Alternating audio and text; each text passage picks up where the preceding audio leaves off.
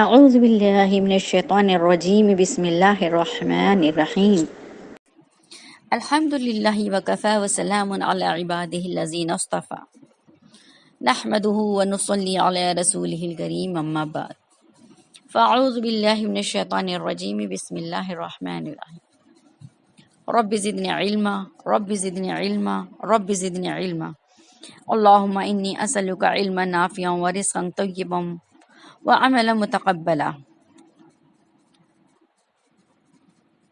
سب سے میرا بیان کا آغاز کرنے سے پہلے میں آپ سب کو اسلامی طریقے سے سلام کرتی ہوں۔ السلام علیکم ورحمۃ اللہ وبرکاتہ۔ میرے اللہ تبارک تعالیٰ سے دعا ہے کہ اللہ تعالیٰ آپ سب کو بھی اچھا رکھے، خوشحال رکھے، تمام پریشانیوں سے دور رکھے، ہمیشہ زندگی میں خوش رکھے اور کبھی کسی چیز کی کمی محسوس نہ ہو، آمین یا رب العالمین۔ آج میں آپ کے سامنے اب تک کہ میں نے جو آپ کو پیش کری وہ قرآن کی بہت بیسک نالج، بہت بیسک انفارمیشن جو کہ انتہائی ضروری تھی ہم سب کے لیے جاننا، کہ اصل میں کس طریقے سے قرآن اترا، کس طریقے سے مکی صورتیں، کس طریقے سے مدنی صورتیں، بسم اللہ الرحمن الرحیم کب پڑھنا، تعوذ کب پڑھنا، کب نہیں پڑھنا۔ اور میں سمجھتی ہوں انشاءاللہ آپ کو ضرور اللہ نے اتنی معلومات دے دی ہوگی اور آپ یقیناً اس پر عمل بھی کر رہے ہوں گے اور دوسروں تک پھیلا بھی رہے ہوں گے، کیونکہ یہی ہمارا مقصد حیات ہے، علم دین کو سیکھنا اور اسے دوسروں تک پہنچاتے ہوئے اور عمل کرنا۔ یہ تین چیز ہمارے ذمے ہیں، اور میں میرے تمام دینی بھائی اور بہنوں سے میری یہی اللہ سے توقع ہے، امید ہے کہ اللہ تبارک تعالیٰ ہمیں اس کارواں میں ہمیشہ ہمارا ساتھ بنائے رکھے اور ہمیں کامیابی کے ساتھ آہستہ آہستہ لے جائے، اختلافات سے بچاتے ہیں۔ آج سے ہم انشاءاللہ العظیم قرآن شریف کے آغاز یا ابتدا کی طرف چل رہے ہیں۔ آج میں آپ کو سورہ فاتحہ کی تفسیر، لیکن تفسیر سے پہلے میں اس کی تھوڑی سی تہمید کرنا چاہوں گی کہ سورہ فاتحہ اصل میں کیا ہے، کیا یہ قرآن کا حصہ ہے کہ قرآن کا حصہ نہیں ہے۔ بعض علماء کا کہنا ہے کہ یہ جو ہے ایک اوپننگ سورہ ہے۔ جیسے ہوتا ہے نا، ہم جب کوئی کتاب پڑھتے ہیں تو کتاب میں ہمیں اسٹارٹ میں ایک مقدمہ ملتا ہے، وہ مقدمہ پوری ڈیٹیل بتاتا ہے، تو بس یہ قرآن جو ہے یہ اوپننگ سورہ ہے۔ بعض کہتے ہیں یہ قرآن شریف کا حصہ ہے اور بعض کہتے ہیں قرآن شریف کا حصہ نہیں ہے، پر ہمیں اس بحث میں نہیں پڑھنا ہے، کیونکہ علماء کرام ان کا لیول بہت ہائی رہتا ہے، مجتہدین کا لیول بہت ہائی رہتا ہے، فقہاء کرام کا مرتبہ بہت بلند و بالا ہے۔ ہم موٹی موٹی باتیں ہی سمجھ جائیں، سیکھ جائیں اور اللہ ہمیں اس پر عمل کرنے کی توفیق عطا فرمائے۔ تو میں اپنی تمہید کا آغاز کرتی ہوں سورہ فاتحہ کے بارے میں ایک واقعے سے کرتی ہوں کہ ایک مرتبہ جبرائیل علیہ السلام آپ صلی اللہ علیہ وسلم کے پاس بیٹھے تھے، اور یہ بات بھی بتا دوں کہ سورہ فاتحہ کو جبرائیل علیہ السلام لے کر نہیں آئے، بلکہ واقعہ یہ ہوا تھا کہ آپ صلی اللہ علیہ وسلم کے پاس جبرائیل علیہ السلام بیٹھے تھے، آسمان میں ایک زوردار دھماکہ ہوا۔ آپ صلی اللہ علیہ وسلم نے سر اٹھا کر دیکھا، جبرائیل علیہ السلام نے کہا آج آسمان میں ایک ایسا دروازہ کھلا ہے جو آج سے پہلے کبھی نہیں کھلا تھا۔ پھر ایک فرشتہ نظر آیا، پھر فرمایا کہ آج وہ فرشتہ اترا ہے جو آج سے پہلے اس زمین پر کبھی نہیں اترا تھا، اور اس کے بعد پھر وہ فرشتہ دو سورے لے کر نازل ہوا، ایک سورہ اور ایک سورے کا ٹکڑا۔ اس فرشتے نے سورہ فاتحہ اور سورہ بقرہ کا آخری رکوع آمن الرسول یہ لے کر حاضر ہوا اور فرمایا نبی کریم صلی اللہ علیہ وسلم سے ابشر بنورین، یعنی آپ کو دو نوروں کی بشارت ہو یا دو نوروں کی بشارت مبارک ہو۔ تو یہ جو ہے اس سے ہمیں سمجھ میں آتا ہے کہ سورہ فاتحہ لانے والے جبرائیل علیہ السلام نہیں تھے، اور جیسا کہ پچھلی ہماری معلومات سے ہمیں پتہ چلا کہ قرآن پورا کے پورا جبرائیل علیہ السلام کے ذریعے ہی اللہ نے نازل فرمایا۔ تو یہاں پر جو علماء کرام کہتے ہیں، جو ہمارے بڑے بڑے مفسرین کرام کہتے ہیں کہ سورہ فاتحہ جو ہے قرآن کا حصہ نہیں ہے بلکہ اس کی تمہیدی سورہ ہے۔ اور دوسری بات یہ کہ سورہ فاتحہ سورہ علق کی چند آیتیں نازل ہوئی، سورہ مدثر کی چند آیتیں نازل ہوئی، سورہ مزمل کی چند آیتیں نازل ہوئی، ہے نا۔ پھر اس کے بعد یہ واحد سب سے پہلی سورہ تھی جو مکمل ایک ہی ساتھ نازل کی گئی۔ سورہ بقرہ کا آمن الرسول اسے بھی دیکھا جاتا ہے صرف آخری حصہ، پورا رکوع بھی نہیں، کیونکہ پورا رکوع للہ ما فی السماوات، یعنی آمن رسول سے پہلے ایک بڑی 2 لائن کے قریب آیت ہے، لیکن صرف اور صرف انہوں نے کہاں تک فرشتے نے لایا، آمن رسول سے لایا۔ اسی لیے جب ہم رات کے وقت بستر پہ اپنا جب پہلو رکھتے ہیں نا، اگر ہم نے آمن رسول کو پڑھ لیا تو تمام آفات، بلیات، جنات کے شر اور ان کے تمام فطور سے انشاءاللہ العظیم حفاظت ہو جائے گی۔ جب بھی کسی ایسی جگہ سے گزرو جہاں پہ ایسا شائبہ ہے کہ شاید یہاں پر کوئی بلا لگ سکتی ہے، جیسے شمشان گھاٹ سے ہم کبھی گزرتے ہیں، کبھی ایسی جگہ رہتی جہاں پہ بہت ایکسیڈنٹل پلیس ہوتی ہے، ایسی جب بھی جگہ سے گزرو تو آیت الکرسی اور آمن رسول پڑھ کے اپنے اوپر دم کر لیا کرو، یہ بہت ہمارے لیے بہترین پروٹیکشن کی چیز ہے، ٹھیک ہے۔ اب سورہ فاتحہ جو اس سے ہمیں سمجھ میں آیا، سورہ فاتحہ اللہ تبارک و تعالیٰ نے اکٹھی نازل فرمایا، جبرائیل علیہ السلام کے ہاتھ سے نہیں نازل فرمایا، بلکہ اس کے لیے خاص دروازہ، خاص فرشتہ جو آج سے پہلے کبھی بھی زمین پر اترا نہیں تھا اور آج کے بعد بھی اتارا نہیں گیا تھا، یعنی خاص فرشتہ جو صرف اور صرف سورہ فاتحہ کے لیے اللہ نے مقرر فرمایا ہوا تھا۔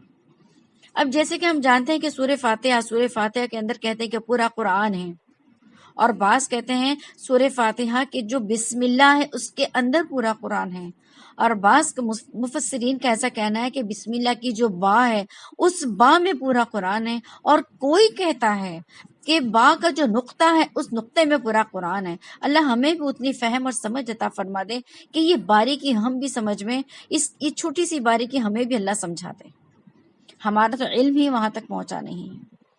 جیسے سورہ فاتحہ کے بارے میں کہا جاتا ہے، ٹھیک اسی طرح والعصر کے بارے میں بھی کہا جاتا ہے، سورۃ العصر کے بارے میں، کہ اگر اللہ تبارک و تعالیٰ اگر قرآن پورا نازل نہیں بھی فرما دیتے، یہ ایک سورہ کافی تھی انسان کی ہدایت کے لیے اور انسان کو آخرت سمجھنے کے لیے، کیونکہ اس میں اللہ نے کلیئر طور پر فرمایا والعصر، اللہ نے زمانے کی قسم کھایا، حالانکہ اللہ تبارک و تعالیٰ تو سچے ہیں، تو زمانے کی قسم کھانے کی کیا ضرورت تھی؟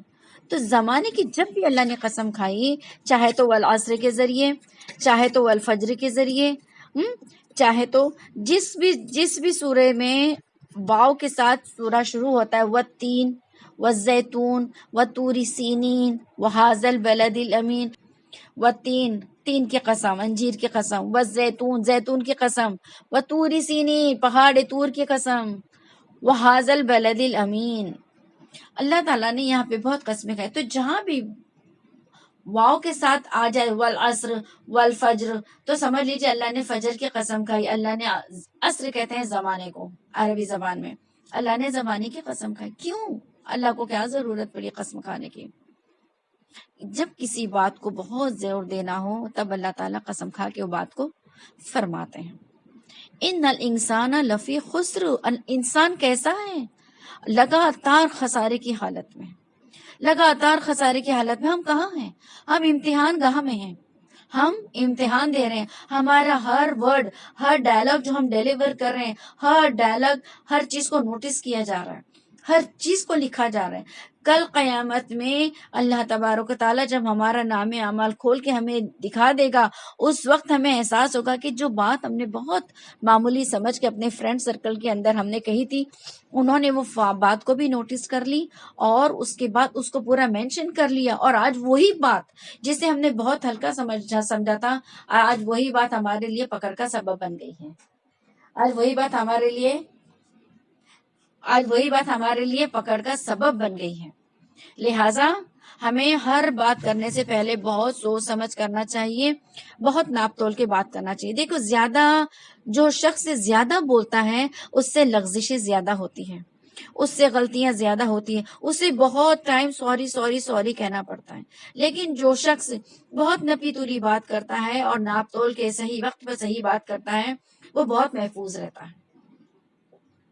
تو اس بات کا بہت خیال رکھیں کہ ہماری ہر وقت ریکارڈنگ ہو رہی ہے، اور یہ جو فرشتے کرام کاتبین جو ہمارے کندھوں پر بیٹھے ہیں، یہ کوئی لمحہ ہم سے جدا نہیں ہوتے سوائے اس کے کہ جب ہم بیت الخلاء میں چلے جائیں، یا اس وقت جب کوئی اپنی بیوی کے ساتھ یا اپنے لذت حاصل کرے، ٹھیک ہے۔ ایسے وقت میں جب پردہ ہوتا ہے اس وقت یہ ہمارے سامنے نہیں رہتے، اسی لیے ایسے وقت میں خاص طور پر بسم اللہ کہنا چاہیے، کہ جہاں پر فرشتوں کو حیا آ رہی ہے تو یہ جو غیر دوسری جو چیزیں ہیں جیسے خبیث ہیں اور یہ جو جنات ہیں، شرپسند جنات ہے، یہ ان کو یہ تمام چیزیں بہت پسند آتی ہیں اور وہ لذت حاصل کرتے ہیں ہمارے ساتھ. اللہم حفظنا منہ، اللہم حفظنا منہ، اللہم حفظنا منہ. اللہ ہم سب کی حفاظت فرمائے ایسی غلط چیزوں سے. تو ایسے وقت میں خاص طور پر بسم اللہ کا بہت اہتمام کرے. اعوذ باللہ من الشیطان الرجیم، بسم اللہ الرحمن الرحیم. اگر پورا بسم اللہ نہ پڑھ سکے، کم سے کم بسم اللہ ضرور پڑھیں. ٹھیک ہے. تو سورہ فاتحہ کے اندر پورا قرآن، ٹھیک اسی طرح اگر والعصر صرف اللہ وہ اتار دیتے، لیکن اللہ نے وہاں پر یہ بھی سمجھا دیا الا الذین آمنوا وعملوا الصالحات. یہ اللہ نے ہمیں طریقہ بتا دیا. خسارے میں صرف وہ لوگ جو اپنی زندگی لہو و لعب میں گزار رہے ہیں، اللہ کی نافرمانی میں گزار رہے ہیں، اپنی خواہشات کو پورا کرنے میں لگا رہے ہیں، جنہوں نے آخرت کو بھلا بیٹھا ہے، صرف دنیا دنیا دنیا کو انہوں نے اپنے سامنے مقصد رکھا ہے. بس ایسے لوگوں کے لیے، جیسے دیکھو ایک ڈالر لیجئے، ایک سکہ لیجئے، اس سکے کو ہماری آنکھوں کے بالکل سامنے رکھیے، بالکل آنکھوں کے سامنے رکھیے اور پیچھے سورج کو رکھیے اور آپ دیکھیے سورج بڑا ہے یا ڈالر بڑا ہے؟ یقیناً سورج بڑا ہے. لیکن یہ ڈالر جو ہے تمہاری آنکھوں کے قریب، آپ نے اس کو اتنا سامنے، اتنا نزدیک رکھا ہے کہ اس ایک ڈالر نے آپ کے پیچھے کے اتنے بڑے سورج کو چھپا دیا. بس یہ جو ڈالر ہے نا، یہ ڈالر ہماری زندگی ہے جس میں ہم جی رہے ہیں، اور وہ جو سورج ہے وہ ہماری آخرت کی مثال ہے. سورج ہماری منزل نہیں ہے، آخرت کی مثال ہے وہ، کہ آخرت اتنی بڑی ہے، اتنی بڑی ہے. ہمیں دنیا کو ہم نے آگے رکھا، ہم نے آخرت کو بھلا دیا، اس لیے دنیا کو پیچھے رکھیں. دنیا سے اتنا ہی فائدہ اٹھائے جتنی ہمیں ضرورت ہے. تو یہ قرآن یہ پورا کی پورا ہمارے لیے نصیحت ہے. یہ ہمیں قدم قدم پر بتا رہا ہے کہ ہمیں زندگی کو کس طریقے سے گزارنی چاہیے. یہاں پر اللہ تبارک تعالیٰ نے سورہ فاتحہ کے اندر ہمیں دعا مانگنے کا طریقہ بتایا ہے. سورہ فاتحہ میں 7 آیتیں ہیں جیسا کہ ہم سب جانتے ہیں. اس کے جو شروع کی 3 آیتیں ہیں، یہ 3 آیتیں اللہ تبارک تعالیٰ کی حمد و ثنا ہے، اللہ کی تعریف ہے، اللہ کی بڑائی ہے، اللہ کی بزرگی ہے. اس کی جو چوتھی آیت ہے جسے کہتے ہیں درمیانی آیت، 7 رہے گا تو 3 اور 3 سٹارٹ میں آیت اور 3 آیتیں لاسٹ میں. تو جو بیچ کی جو آیت نمبر 4 ہے، ایاک نعبد و ایاک نستعین، یہ اصل میں بہت قیمتی آیت ہے. یہ بہت زبردست آیت، اگر اللہ ہمیں اس کے معنی میں مفہوم سمجھا دے. ایاک نعبد، دیکھو جب بھی قرآن میں ہم جب بھی ایا پڑھیں گے، ایا تو یہ کسی چیز کو بہت ایمفسائز کرنے کے لیے آتا ہے. جب کسی چیز کو بہت زور دے کے بولنا ہوتا ہے تب اللہ تبارک تعالیٰ فرماتا ایاک نعبد. کیا فرمایا اللہ نے نبی علیہ السلام سے؟ ایاک نعبد، کہ ہم تیری ہی عبادت کرتے ہیں. دیکھو نعبد، یہ نون متکلم کا صیغہ ہے. جو عربی زبان سے واقف ہوں گے یقیناً وہ جان جائیں گے اس کی باریکی کو، اور جو نہ جانتے ہو تو کوئی بات نہیں، آپ ترجمہ سمجھ لیجیے، اسے عمل میں لائیے. کوشش کیجئے کہ جس طریقے سے دنیا میں ہم دنیا کی زبانیں سیکھنے کے شوقین ہیں، کبھی کوئی فرینچ کلاس میں جا رہا ہے، کوئی کسی کلاس میں جا رہا ہے، کوئی انگلش کلاس میں جا رہا ہے، تو عربی جو ہماری زبان ہے اس کو بھی سیکھنے کی کوشش کیجئے. تو ایاک نعبد، کہ اللہ تعالیٰ ہم تو صرف اور صرف تیری ہی عبادت کرتے ہیں. وَإِيَّاكَ نَسْتَعِينُ، اور ہم صرف اور صرف تیری ہی، تجھ سے ہی ہم مدد چاہتے ہیں. یہ جب میں اس کی تفسیر کروں گی تب انشاءاللہ میں تھوڑا ڈیٹیل میں جاؤں گی. ابھی میں صرف سرسری طور پر آپ لوگوں کو بتا رہی ہوں کہ شروع کی 3 آیتیں اللہ تبارک تعالیٰ کی حمد و ثنا ہے. بیچ کی جو آیت ہے یہ ہم جو ہے اللہ کی عبادت کرتے ہیں، اس چیز کا ہم یقین دلا رہے ہیں اللہ کو.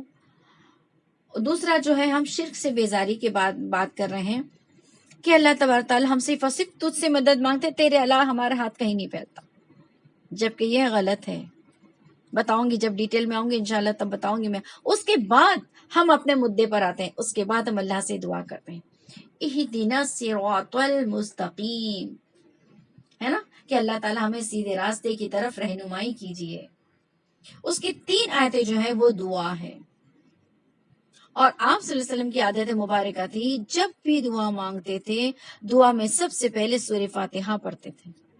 کیوں؟ سورہ فاتحہ میں سب چیزیں آ گئی، دعا آ گئی، ایمان آ گیا، شرک سے بیزاری آ گئی، اور آخر میں اپنی دعا آ گئی. پہلے اللہ کی تعریف، پھر اپنی عبادت یا ایمان، شرک سے بیزاری، چوتھی آیت ایاک نعبد و ایاک نستعین، اور اس کے بعد 3 جو آیتیں ہیں وہ 3 آیتوں میں اپنی دعا آ گئی. وہ 3 آیتیں پوری کمپلیٹ دعا. اگر ہم اس کو سمجھیں، اللہ مجھے توفیق دے کہ میں بہت اچھے طریقے سے آپ کو سمجھانے والی بن جاؤں اور میں خود بھی سمجھنے والی بن جاؤں. تو لہٰذا سورہ فاتحہ بہت زیادہ، اس کے کئی نام ہیں، اس کے الحمدللہ اچھے نام بھی ہیں. اسی طرح سورہ فاتحہ سب سے زیادہ نماز میں پڑھے جانے والی سورہ ہے. سب سے زیادہ اگر کوئی سورہ کسی نے پڑھتے ہیں تو ہم سورہ فاتحہ، کیونکہ سورہ فاتحہ کے بغیر کوئی نماز ہوتی ہی نہیں. اگر کوئی شخص سورہ فاتحہ ہی نہ پڑھے تو اس کی نماز ہی نہیں ہوگی، اس سے نماز دہرانی ہوگی، سجدے سہو سے کام نہیں بنے گا. تو سورہ فاتحہ اسے آیت شفا بھی کہتے ہیں کہ اللہ کے نبی صلی اللہ علیہ وسلم نے ارشاد فرمایا کہ آیت شفا ہے کہ اس کے اندر اللہ نے شفا رکھی ہے. جب آپ صلی اللہ علیہ وسلم نے ترغیب دی تھی صحابہ کرام رضی اللہ عنہم اجمعین کو، تو واقعہ یہ ہوا تھا کہ آپ صلی اللہ علیہ وسلم نے کسی وفد کو کہیں بھیجے تھے. اب جب یہ وفد راستے میں گیا، جب لوٹ رہے تھے اپنے سفر میں، اور انہوں نے کہیں پڑاؤ ڈالا ہوا تھا، تو جگہ کے اوپر جو ہے ایک دور کہیں قبیلے کا بادشاہ تھا، اس کے بیٹے کو سانپ نے کاٹ لیا تھا. تو وہ لوگ جب دیکھے کہ وہاں پر کچھ لوگ آئے ہیں تو دوڑتا وہاں کا کوئی شخص آیا اور آ کے اس نے ان صحابہ کرام سے پوچھا کہ تم میں سے کوئی سانپ کا منتر جانتا ہے کیا؟ یعنی سانپ کا زہر نکالنے کا کوئی یہ ہنر کسی کے پاس ہے کیا؟ تو سب خاموش ہو گئے، کسی نے کچھ نہیں کہا. ایک صحابی نے کہا کہ ہاں میں جانتا ہوں. تو جلدی سے اس کو اپنے ساتھ لے گیا، اور وہ بادشاہ کا جو بیٹا تھا یا ان کے گاؤں کا جو بھی تو مکھیا وغیرہ ہوگا اس کا جو بیٹا تھا وہ لے کر گئے، اور پھر انہوں نے جو کچھ بھی تھا انہوں نے دم کرے تو فوراً اچھا ہو گیا. وہ اتنا خوش ہو گیا، اس نے بہت ساری بکریاں دی، بہت سارا جو کچھ اس کے پاس مال و زر تھا بہت کچھ نے ہدیے کے طور پر دیا. صحابہ کرام سب لے کر آ گئے. آنے کے بعد پھر آپ صلی اللہ علیہ وسلم کے خدمت میں پیش ہوئے اور کہنے لگے کہ آپ صلی اللہ علیہ وسلم ایسا ہوا تھا. پورا واقعہ آپ صلی اللہ علیہ وسلم کے گوشے گزار دیے، اور فرمایا انہوں نے ہمیں ہدیہ دیا، ہم نے ہدیہ لے کر ہم نے اسے استعمال نہیں کیا، جب تک آپ ہمیں اجازت نہ دیں گے، جب تک ہم اسے اجازت نہیں دیں گے. تو آپ صلی اللہ علیہ وسلم نے فرمایا کہ میں نے تمہیں سانپ کا منتر اتارنے کا کب سکھایا تھا؟ وہ جو صحابی گئے تھے انہوں نے کہا آپ نے فرمایا تھا کہ سورہ فاتحہ میں ہر بیماری کی شفا ہے، اس کا نام ہی آیت شفا ہے، سورہ شفا ہے. تو بس میں گیا اور میں نے سورہ فاتحہ پڑھ کے دم کر دیا. میں نے جیسے دم کیا وہ فوراً کھڑا ہو گیا. آپ صلی اللہ علیہ وسلم بہت خوش ہو گئے، علم پر عمل کے. اور کس صحابہ کرام کا جو ایمان و یقین کا جو لیول تھا وہ ہمارا نہیں ہے نا، وہ ہمارا نہیں. ہم 100 بار پڑھ کے بھی ہماری بیماری جہاں کے تھا، کیونکہ ہم پڑھنے کے بعد ہم فوراً انسٹنٹ رزلٹ دیکھتے ہیں. ہم یقین کے ساتھ استحضار کے ساتھ نہیں پڑھتے، دل کی حاضری کے ساتھ نہیں پڑھتے، اس کے معنی پہ توجہ دیتے نہیں پڑھتے، اور ہمارا یقین نہیں ہوتا ہے. جتنا یقین ہمارا گولیوں پر ہوتا ہے کہ ہاں میں ابھی سر درد کی گولی کھائی ہوں، اب بھی میرا سر درد 10 منٹ میں اچھا ہو جائے گا، تو اللہ تعالیٰ اس گولی میں ایسی شفا دیتے ہیں کہ ہمارا 10 منٹ میں سر کا درد اچھا ہو جاتا ہے، اور ہمارا یقین گولی پہ بیٹھ کر اللہ ہمیں گمراہ کرتے ہیں، کیونکہ ہم خود گمراہ ہونا چاہتے ہیں. اگر ہم گولی کھاتے وقت اللہ سے دعا کرتے اللہ تعالیٰ یہ گولی صرف ایک سبب ہے، صرف ایک سورس ہے میری بیماری کو دور کرنے کا، اصل شفا دینے والے آپ ہیں، اللہ اس گولی کے ذریعے تو مجھ کو شفا یاب کر دے. اب اگر ہم گولی کھاتے ہیں اور اگر ہمارا سر کا درد اللہ کے حکم سے 10 منٹ میں اچھا ہوتا ہے، تو ہمارے یقین اللہ تبارک تعالیٰ اللہ رب العزت کی ذات کی طرف بڑھ جائے گا، ہمارا یقین بڑھے گا. پر ہمارے یقین میں بگاڑے، ہمارے عمل میں بگاڑے. ہم کہتے ہیں میں نے کھانا کھایا میرا پیٹ بھر گیا. نہیں، کھانے میں کوئی طاقت نہیں کہ تو ہمارا پیٹ بھر سکے. اصل ہوتا یہ ہے کہ جب ہم کھانا کھانے لگتے ہیں، اللہ تبارک تعالیٰ ہمارے پیٹ سے بھوک کی کیفیت یا بھوک کی شدت کو ہٹا دیتے ہیں. تو ہمیں لگتا ہے کہ میرا پیٹ بھر گیا. اسی طرح پانی، میں نے پانی پی، میری پیاس بجھ گئی، الحمدللہ ایسا کہنا چاہیے. پانی پی، اللہ نے میری پیاس بجھا دی. کھانا کھائے، اللہ نے میری بھوک زائل کر دی، اللہ نے میری بھوک مٹا دی. ہمیں ایسا کہنا چاہیے. اس میں دو چیزیں ہو جائے گی. ایک تو یہ ہو جائے گی ہر وقت ہمارا دھیان اللہ کی طرف جائے گا. ہر وقت ہم اسباب کو استعمال کرنے کے باوجود ہمارا یقین اللہ کی ذات پہ جائے گا. اور ایمان اور یقین ایک ایسی چیز ہے جو رفتہ رفتہ بڑھتا ہے. یہ کوئی ایسی گھٹی نہیں کہ ایک ساتھ میں نے کسی کو پلا دی، کھلا دی، یا دماغ کھول کے میں نے اس کے اندر امپلانٹ کر دی، اب ایک دم ایمان میرا بڑھ گیا. ایسا نہیں ہوگا. یہ ہر قدم پر بڑھتا ہے اور یہ ہر قدم پر گھٹتا بھی ہے. ہمارے ایمان کو بڑھانے کے لیے ہر کام کے شروع میں آخر میں اللہ کی طرف دھیان، ہر وقت اللہ کی طرف دھیان. تو ایسا ہو جائے کہ ہم سے شرک سے ہم بچ جائیں گے. دنیا کی چیزوں پہ یقین ہمارا ہٹتا چلا جائے گا اور اللہ کی ذات پر یقین بنتا جائے گا. دیکھو مکہ میں آپ صلی اللہ علیہ وسلم 13 سال رہے، بعضوں کا کہنا ہے 10 سال رہے.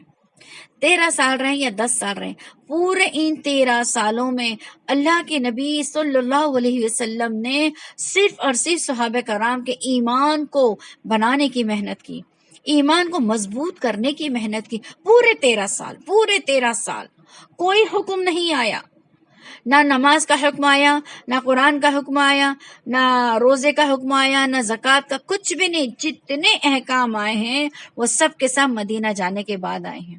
دیکھیں میں نے مکی صورتوں اور مدینہ صورتوں کے اندر میں نے ڈیفرینشیٹ کری ہوں، بہت اچھے سے کلیئر کری ہوں میں نے کہ کہاں پر ہے کام اور کہاں پہ. تو آپ دیکھو گے کہ جب تک مکہ میں رہے توحید کے اوپر اللہ کے نبی صلی اللہ علیہ وسلم نے ابھارا صحابہ کرام کو، توحید پر ابھارا، یقین پر. یعنی صحابہ کرام جیسے سیکھنے والے، نبی علیہ السلام جیسے سکھانے والے. بتائیے تو 13 سال لگ گئے صحابہ کرام کو ایمان پہاڑ کی طرح مضبوط بنانے کے لیے. ہمیں کتنی محنت کی ضرورت ہے. آج ہمارے پاس نبی علیہ السلام جیسے نہ استاذ ہیں اور نہ ہی ہم صحابہ کرام جیسے ہیں. ہمیں اب یہ ساری دوڑ دھوپ، یہ ساری بھاگ دوڑ خود کرنی ہے. ہمیں خود کھڑے رہنا ہے. ہمیں اپنے ایمان کو خود بڑھانا ہے. جو ہمارے بڑے، جو ہمارے بزرگ، جو ہمارے اکابر جو ہمیں سکھاتے ہیں ان طریقے پر عمل کریں تو انشاءاللہ العظیم اللہ نے چاہا ہمارا ایمان، ہمارا یقین یقیناً بڑھ جائے گا. بس ہمیں اپنے آپ کو دنیا میں رہتے ہوئے دنیا سے کاٹنا ہے. دنیا کے اسباب کو استعمال کرتے ہوئے اللہ کی ذات پر یقین کرنا. اللہ بھوک کو ہٹانے والا کھانا نہیں، بلکہ اصل میں یہ صرف ایک سبب تھا جسے اختیار کرنے کا تو نے حکم دیا، میں نے اختیار کیا اور میرے پیٹ کی بھوک زائل ہو گئی. پانی ہے، گولی ہے، دوا ہے، ڈاکٹر، ہر چیز استعمال کرنی ہے. ہمیں کبھی یہ نہیں کہا گیا کہ اگر آپ بیمار پڑ گئے تو صرف نمازیں پڑھو کیونکہ نماز میں شفا ہے. کبھی نہیں کہا گیا اگر تم بیمار ہو گئے تو صرف قرآن پڑھو، قرآن میں شفا ہے. کبھی نہیں کہا گیا کہ اگر تم بیمار پڑے تو صرف شہد چاٹو کیونکہ شہد میں شفا ہے. نہ، ہمیں سبب اختیار کرنا ہے. موسیٰ علیہ السلام کے پیٹ میں ایک مرتبہ درد ہو گیا. آپ صلی اللہ علیہ وسلم نے استغفر اللہ، موسیٰ علیہ السلام کے پیٹ میں درد ہو گیا. اللہ تبارک تعالیٰ کے پاس کہنے لگے اللہ میرے پیٹ میں سخت تکلیف ہے، شدید درد ہے. اللہ نے فرمایا جاؤ فلاں فلاں درخت کی پتیاں چبا لو. موسیٰ علیہ السلام گئے، درخت کی پتیاں کھائیں، فوراً اللہ نے شفا دے دی، اچھے ہو گئے. چند روز بعد موسیٰ علیہ السلام کے پیٹ میں پھر تکلیف اٹھی. اب اس بار موسیٰ علیہ السلام کو کیونکہ پتا تھا فلاں فلاں درخت کی پتی کھاؤں گا تو میرا پیٹ کا درد اچھا ہو گیا، تو موسیٰ علیہ السلام ڈائریکٹلی چلے گئے اس درخت کی پتی چبا لیے. اب چبا تو لیے لیکن پیٹ کا درد اچھا نہیں ہو رہا. پھر اللہ کے پاس، اللہ میں نے تو پتی چبایا لیکن میرے پیٹ کا درد اچھا نہیں ہوا. اللہ نے فرمایا پہلے پہلے تم میرے پاس آئے تھے، میں نے کہا تھا کہ جاؤ جس وقت تم میرے پاس آئے تھے موسیٰ اس پتے میں شفا میں نے رکھا تھا اسی لیے شفا ہوگی. اس بار تم ڈائریکٹ وہاں چلے گئے، میں نے تو اس میں شفا رکھا نہیں تھا. کسی چیز میں شفا ہے نہیں جب تک کہ اس میں شفا میں نہ ڈالوں.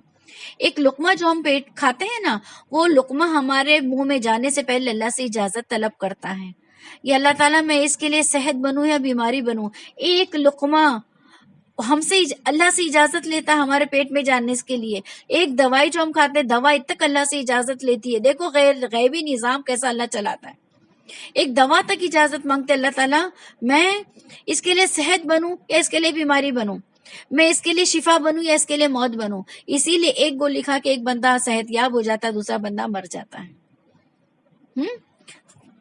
تو ہمارا یقین اللہ کی ذات پہ، جب ہم قرآن پڑھ رہے ہیں اور ہمارے یقین میں بگاڑ ہوگا تو قرآن کی آیتوں پر یقین نہیں آئے گا. آج یہ واقعات بتانے کا مقصد صرف اور صرف میرا یہ تھا کہ ہم دنیا میں رہتے ہوئے دنیا کو اسباب کو استعمال کرنا یہ حکم ہے اللہ کا، لیکن اس پہ یقین نہ کر کے ان سے ہوتا نہ کسی چیز سے، دنیا کی کسی چیز سے کچھ بھی نہیں ہوتا بجز اس کے کہ اللہ تبارک تعالیٰ اس چیز میں شفا ڈال دے. سورہ فاتحہ کی تفسیر تھوڑی بڑی ہو جائے گی، لہٰذا مجھے تھوڑا وقت لگ جائے گا. ہاں، مجھے 2-3 ایپیسوڈ، شاید کم سے کم 2 ایپیسوڈ تو مجھے لینے پڑے گے. یہاں پر میں اپنی بات ختم کرتی ہوں. وآخر دعوانا ان الحمد للہ رب العالمین.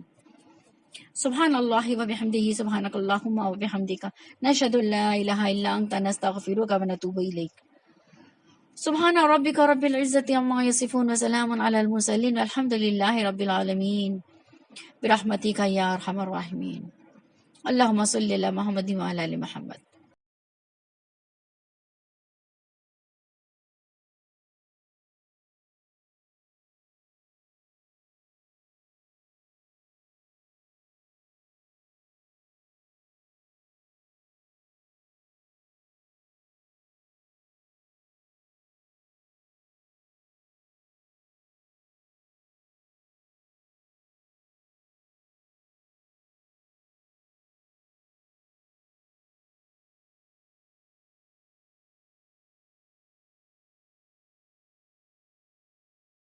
السلام علیکم ورحمۃ اللہ وبرکاتہ.